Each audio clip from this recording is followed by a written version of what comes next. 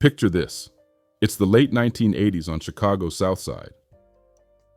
The L train rumbles overhead, shaking the windows of apartment buildings filled with families who survived the Great Migration. Kids are double-dutching outside the Harold Ickes homes. The smell of Harold's chicken with mild sauce drifts through Washington Park.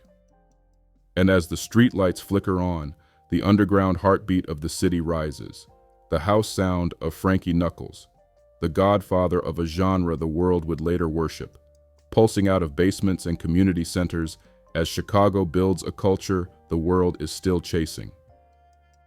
And layered on top of that pulse is another tradition born in these neighborhoods, Chicago steppin', couples gliding effortlessly across parquet floors, VFW halls, backyard decks, and basement gatherings.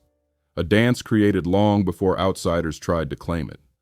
Steppin' wasn't just movement. It was identity, it was swag, it was Black Chicago's elegance expressed through survival. Bronzeville was called the Black Metropolis because it raised giants. Writers like Gwendolyn Brooks, who carved the South Side into American literature. Activists like Ida B. Wells, who walked these same streets fighting lynching, organizing boycotts, and transforming Black political power. Chicago was a city where culture, resistance, and brilliance grew side by side, even when the city tried to starve its roots. By the 1990s, during the peak of R. Kelly's R&B era, when step-in music and backyard parties were cultural institutions, Chicago's influence stretched nationwide. Tapes were copied in basements. DJs broke new artists at block parties. Step-in music pulsed through living rooms. South Side talent spread from barbershops to radio stations. Chicago wasn't following culture, it was making it. Chicago produced brilliance under pressure. This is the same city that raised King Von, the O-Block narrator whose lyrics peeled back the truth of South Side life, raw, painful, brilliant, and rooted in Black survival. This is the city that created global icons and storytellers while investing nothing in the neighborhoods that produced them. These weren't random success stories. They were the fruit of neighborhoods that built beauty in a city that rarely cared if they survived. But today, Scope News presents a truth Chicago doesn't want to confront. A truth buried under new condo foundations. Torn down high-rises, charter schools, private security patrols, and freshly gentrified blocks where the history has been scrubbed clean. The story of how one of the greatest Black communities in American history was quietly, deliberately removed. The first cracks appeared in the 1970s when the steel plants in South Chicago shut down. The International Harvester plant, once a Black employment lifeline, closed in 1983. The Union Stockyards closed in 1971. Thousands of Black families who came north for stability watched the economic ground collapse beneath them. Then came the demolition. Cabrini Green, Robert Taylor Homes, Ida B. Wells, Stateway Gardens, entire universes of Black Chicago wiped out between the 1990s and 2010. These weren't just buildings, they were ecosystems. Grandmothers who watched everyone's kids. Teenagers who learned their first dance steps in hallways. Neighbors who protected each other when the city wouldn't. When Chicago tore them down, residents weren't given real choices. Vouchers were rejected by landlords. Families were pushed into already struggling neighborhoods. Others were given nothing. Chicago called it revitalization. Scope News calls it displacement. Developers arrived with blueprints and billion-dollar promises. Blocks once labeled dangerous suddenly became investment corridors. South Loop, Bronzeville, Woodlawn, Hyde Park. Real estate agents renamed neighborhoods to erase their Black identity. The University of Chicago expanded deeper into Woodlawn, pushing property taxes far beyond what longtime residents could survive. Meanwhile, Black unemployment rose. Grocery stores vanished, schools closed, violence increased. And the city created new systems to squeeze Black families. Predatory ticketing, tax hikes, red light cameras, fines and fees stacked until families collapsed under the weight. ProPublica documented how these schemes pushed Black Chicagoans into bankruptcy. It wasn't mismanagement, it was strategy. Then came the demographic shift. Chicago became a resettlement hub for people arriving from Latin America and Eastern Europe. Many were directed into historically Black neighborhoods, not by accident, but because these communities had the least political protection, the lowest rents, and the most vacant buildings. Landlords saw new tenants, politicians saw new voters, developers saw profit, Black families saw themselves being pushed out of the city their ancestors built. And then came the raid that shattered Chicago's South Shore on September 30, 2025.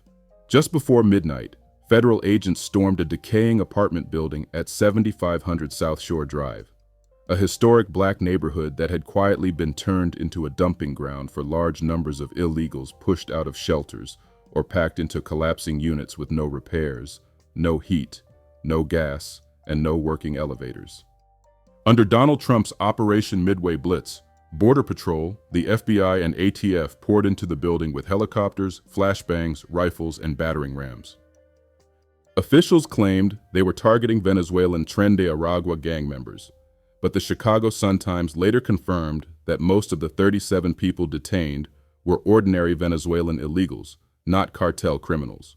Black women tied to the building: Cassandra Murray, a longtime resident; Ebony Sweets Watson, who watched agents drag residents buck naked into the street; and Mashonda Price, who had to send her toddler away because the building was unlivable, described federal agents zip-tying both illegals and U.S. citizens.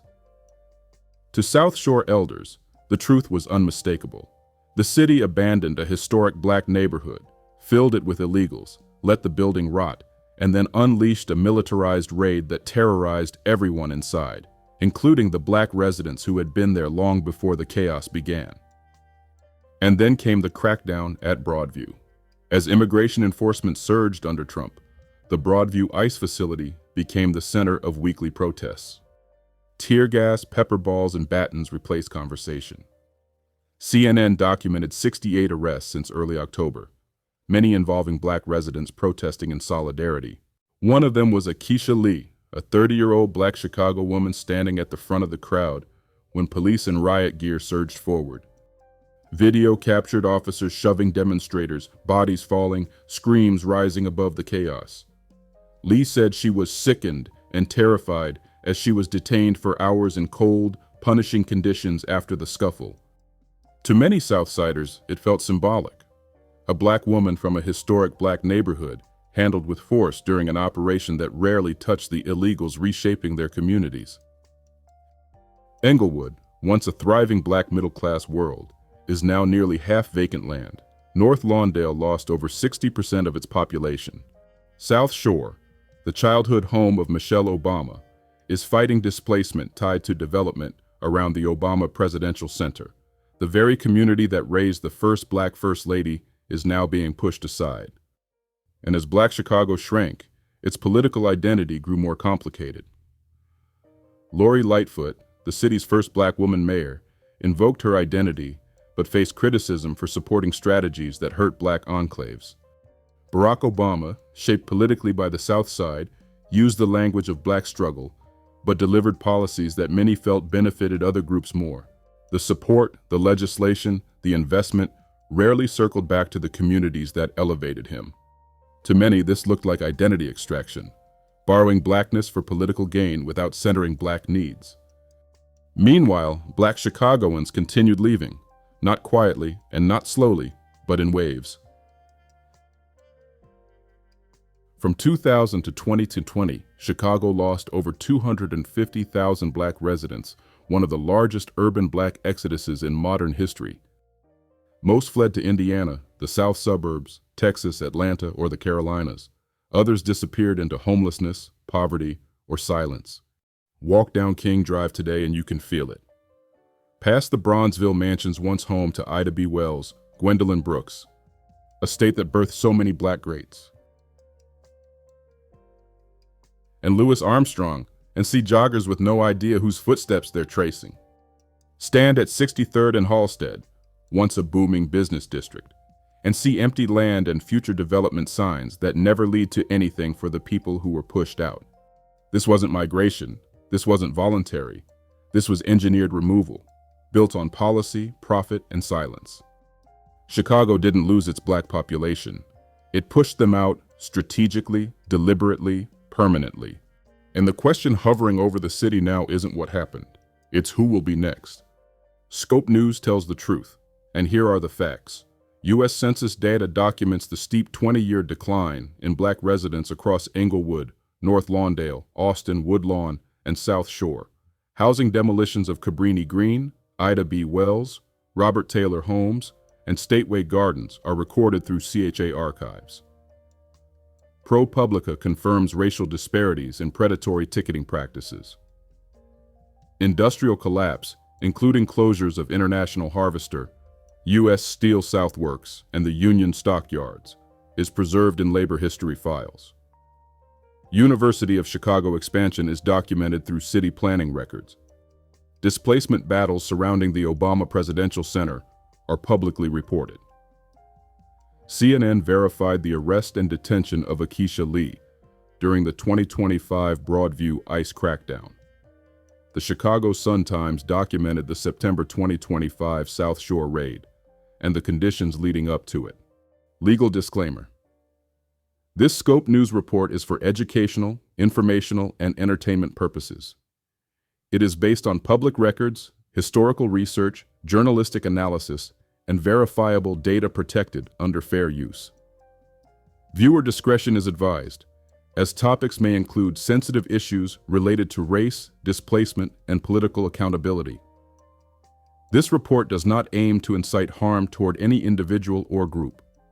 Scope News strives for accurate, responsible reflection of history while acknowledging limitations in archival access, public data, and evolving interpretations. All names, dates, and examples are true to the best of our editorial ability at the time of publication.